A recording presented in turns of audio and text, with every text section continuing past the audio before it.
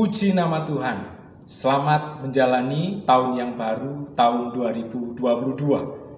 Firman Tuhan akan saya bagikan dari kitab Mazmur pasal 139, ayat yang ke-23 dan ayat yang ke-24.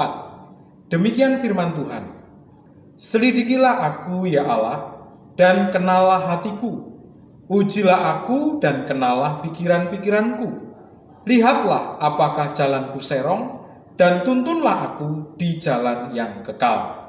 Saudara, Raja Daud mengakui bahwa Allah Maha Tahu. Tidak ada yang tersembunyi di hadapan Allah. Ketika ia duduk, berdiri, berjalan, Allah tahu. Bahkan sebelum dia berbicara, Allah pun juga tahu apa yang akan dikatakan. Oleh karena itu, di hadapan Allah dia berkata, selidikilah aku, ketahuilah jalanku. Kalau jalanku serong, ingatkan, perbaiki, bawa aku kembali kepada jalanmu. Nah saudara, ini adalah respon tanggapan yang sangat indah dan memberikan teladan bagi kita agar kita juga mengikuti apa yang dilakukan oleh Raja Daud. Karena Allah kita Maha Tahu, maka kita merelakan diri kita, menyerahkan diri kita untuk diselidik oleh Allah, untuk diperiksa oleh Allah. Sedikitnya ada dua tujuan mengapa Raja Daud melakukan seperti itu.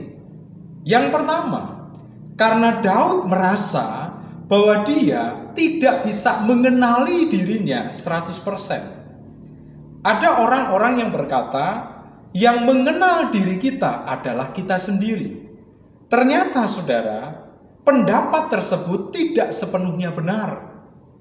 Karena kita belum tentu mengenal diri kita 100%. Ada orang-orang yang menganggap dirinya kuat secara iman, tidak akan tinggalkan Tuhan Yesus, tidak akan murtad.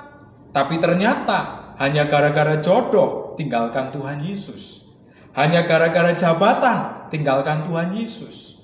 Hanya karena bantuan-bantuan ekonomi tinggalkan Tuhan Yesus. Jadi saudara, kita belum tentu bisa mengenal siapa diri kita secara 100%. Ada orang yang menganggap dirinya taat, dirinya berkarakter bagus, dirinya memiliki watak tabiat yang bisa menjadi contoh. Taat, mandiri, jujur, dan lain sebagainya. Tapi ternyata ketika tidak ada yang mengawasi, orang tersebut tidak taat. Ketika tidak ada yang mengetahui perbuatannya, orang tersebut tidak jujur. Jadi, belum tentu dia bisa mengenal dirinya secara benar, mengenal dirinya secara utuh.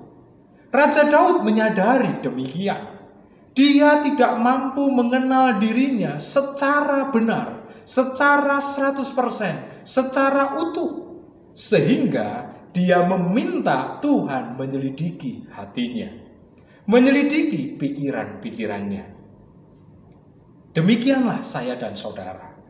Kita semua tidak bisa mengenal diri kita secara 100%. Oleh karena itu, rendahkanlah diri kita. Relakanlah diri kita untuk diselidik, untuk diperiksa oleh Tuhan melalui doa-doa kita.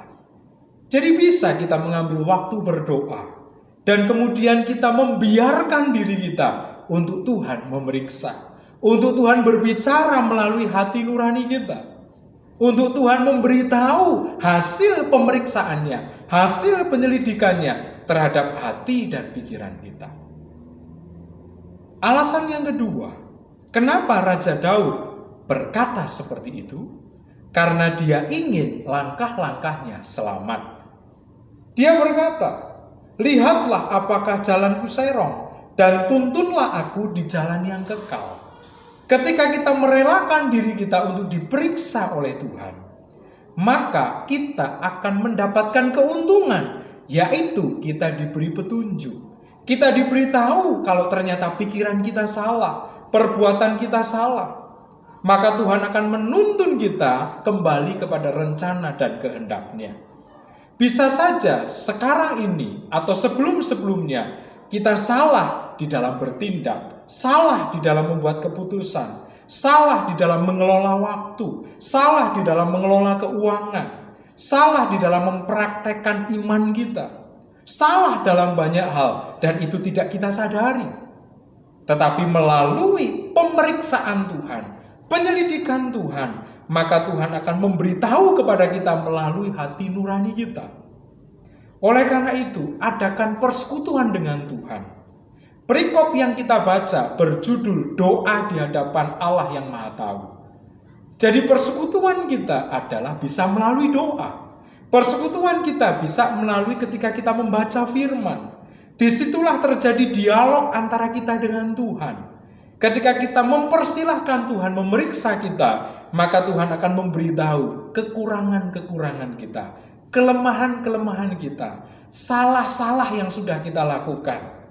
Dengan demikian, langkah kita selanjutnya akan selamat. Kita akan dituntun, kita akan dikembalikan kepada rencana dan kehendak-Nya. Saudara, Daud adalah seorang raja. Tidak mudah dia menerima nasihat. Dan tidak banyak orang yang berani memberi nasihat. Ada orang-orang di sekelilingnya yang adalah nabi. Mereka berani memberikan nasihat. Tetapi orang-orang yang lain belum tentu.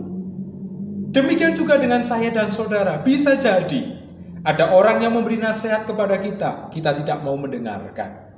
Ada orang-orang yang mengkritik kita, lalu kita menutup diri.